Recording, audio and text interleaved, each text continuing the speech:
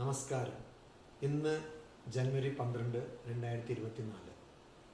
1984 ഭാരത സർക്കാരിൻ്റെ മുന്നിൽ ഒരു ചെറിയ ചോദ്യം വന്നു. ആരാണ് നമ്മുടെ രാജ്യത്തിന് യുവാക്കളിന് ഒരു ഉദാഹരണം, പ്രചോദനം, പ്രേരണ?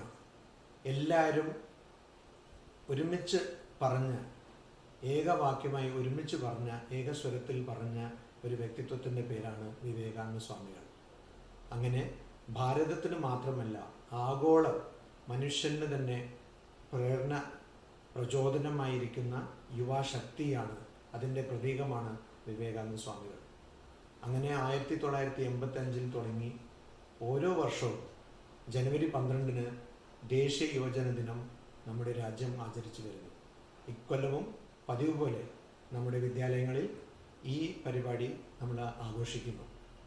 വിവേകാനന്ദ സ്വാമികൾ പറഞ്ഞ പല കാര്യങ്ങളിൽ എന്നെ ഏറ്റവും സ്വാധീനിച്ച കാര്യം, സ്വാമിജി പറയുന്നു, if you believe in 33 millions of gods and goddesses but do not believe in yourself, I call you an atheist.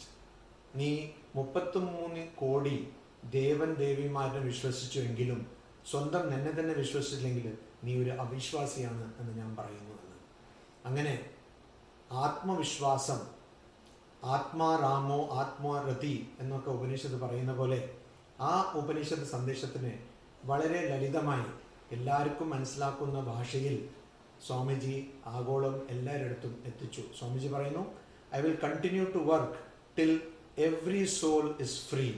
ഞാൻ ഈ ദേഹത്തിനെ തുപ്പുന്നു എങ്കിലും, അതായത് ഈ ദേഹത്തിനെ ഉപേക്ഷിക്കുന്നു എങ്കിലും, ഈ പ്രപഞ്ചത്തിലുള്ള എല്ലാ ജീവിയും മുക്തനാകുന്നവരെ ഞാൻ ശ്രമിച്ചുകൊണ്ടിരിക്കും, അധ്വാനിച്ചുകൊണ്ടിരിക്കും, പ്രവർത്തിച്ചുകൊണ്ടിരിക്കും എന്നാണ് വിവേകാനന്ദ സ്വാമികൾ പറയുന്നത്.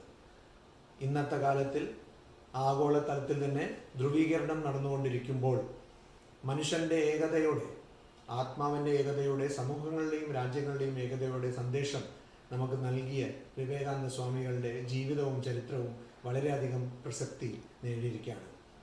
അതുകൊണ്ട് എല്ലാ യുവാക്കളും, അല്ലെങ്കിൽ വൃദ്ധരെന്ന് അവരവരെ വിശ്വസിക്കുന്ന ശരിക്കും യുവാക്കളായിരിക്കുന്ന യുവാക്കളും എല്ലാവരും തന്നെ വിവേകാനന്ദ സ്വാമികളെ വായിക്കണം. വിവേകാനന്ദ സ്വാമികളുടെ വാചകങ്ങൾ നമുക്ക് തരുന്ന ഊർജ്ജം അത് ജീവിതത്തിൽ പ്രാവർത്തികമാക്കണം.